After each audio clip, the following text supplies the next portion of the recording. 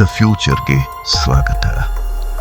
ರಾಮಾಯಣದಲ್ಲಿ ಬರೋ ಅನೇಕ ಪಾತ್ರಗಳು ಶಕ್ತಿಶಾಲಿ ಪಾತ್ರಗಳೇ, ಆದರೆ ಅವನ ಹೆಸರು ಎಲ್ಲರಿಗೂ ತಡವಾಗಿ ಗೊತ್ತಾಗಿತ್ತು. ಅವನು ಮಾಡುವ ಧೈರ್ಯ, ಅವನು ತೋರಿದ ನಿಷ್ಠೆ, ಅವನು ನಿಲ್ಲಿಸಿದ ಹೆಜ್ಜೆಗಳು ಇವೆಲ್ಲವೂ ಕಾಲದೊಳಗೆ ಅಮರವಾಗಿ ಬಿಟ್ಟವು. ಅವನ ಹೆಸರೇ ಅಂಗದ. ಅಂಗದನು ಕಿಷ್ಕಿಂಧ ರಾಜ್ಯದ ರಾಜ ವಾಲಿಯ ಮಗ. ತಾಯಿಯ ಹೆಸರು ತಾರೆ. ಆದರೆ ಅಂಗದನ ಬಾಲ್ಯದಲ್ಲೇ ಸಂತೋಷಕ್ಕಿಂತ ದುಃಖವೇ ಹೆಚ್ಚಾಗಿತ್ತು. ವಾಲಿಯು ತಮ್ಮ ಸುಗ್ರೀವನೊಂದಿಗೆ ಕಲಹಕ್ಕಿಳಿದಾಗ ರಾಮನ ಸಹಾಯದಿಂದ ಸುಗ್ರೀವನು ವಿಜಯವನ್ನು ಕಂಡನು. ಆದರೆ ವಾಲಿಯ ಸಾವಿನಿಂದ ಅಂಗದನ ಮನಸ್ಸು ಮುರಿದು ಬಿಟ್ಟಿತು. ತಾಯಿಯ ಕಣ್ಣೀರು, ಟೀಕೆಗಳು, ತನ್ನೊಳಗಿದ್ದ ಗೊಂದಲಗಳು ಇವೆಲ್ಲದರ ಮಧ್ಯೆ ಅಂಗದ ಬೆಳೆದ. ತಂದೆಯಿಲ್ಲದ ನೋವು, ತಾಯಿಯ ದುಃಖ, ಆದರೆ ಆತನು ಸದಾ ಧೈರ್ಯವಂತನಾಗಿ ನಿಂತ. ಸುಗ್ರೀವನು ಕಿಷ್ಕಿಂಧ ನಗರದ ರಾಜನಾದರೂ ಅಂಗದನ ಮೇಲೆ ಯಾವ ದ್ವೇಷವನ್ನು ಇರಿಸಿಕೊಳ್ಳಲಿಲ್ಲ. ಏಕೆಂದರೆ ಆತನು ಅರ್ಥ ಮಾಡಿಕೊಂಡಿದ್ದ ಧರ್ಮದ ಮೇಲೆ ನಂಬಿಕೆ ಇರಬೇಕು, ತತ್ವದ ಮೇಲೆ ನಿಷ್ಠೆ ಇರಬೇಕು ಎಂದು. ರಾಮ ಮತ್ತು ಲಕ್ಷ್ಮಣ ಸೀತೆಯ ಶೋಧನೆಗೆ ಬಂದಾಗ ಅಂಗದನು ತಾನೂ ಸೇರುತ್ತಾನೆ. ಸಮುದ್ರದ ತೀರದಲ್ಲಿ ನಿರಾಶರಾದಾಗ ಹನುಮಂತನು ಶಕ್ತಿ ನೆನೆಸಿ ಸಾಗಿದ.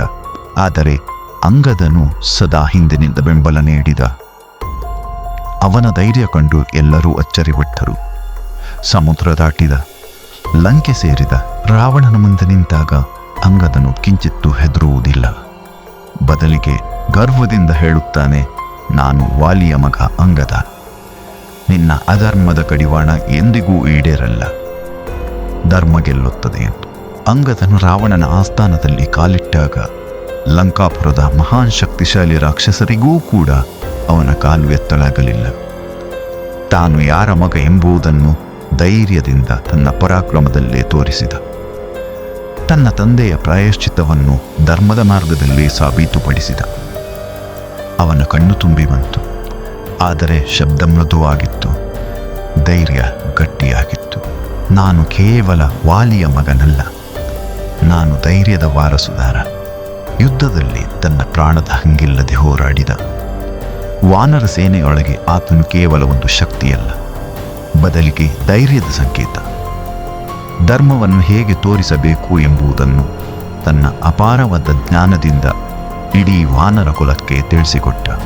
ಅಂತೆಯೇ ನಮ್ಮ ಹಿನ್ನೆಲೆ ಏನೇ ಆಗಿರಬಹುದು, ನಮ್ಮ ಜೀವನದಲ್ಲಿ ಏನೇ ತೊಂದರೆ ಇದ್ದಿರಬಹುದು, ಆದರೆ ನಾವೆಲ್ಲರೂ ಧೈರ್ಯ ಮತ್ತು ನಂಬಿಕೆಯ ಜೊತೆಗೆ ಮುಂದುವರಿಯಬೇಕು.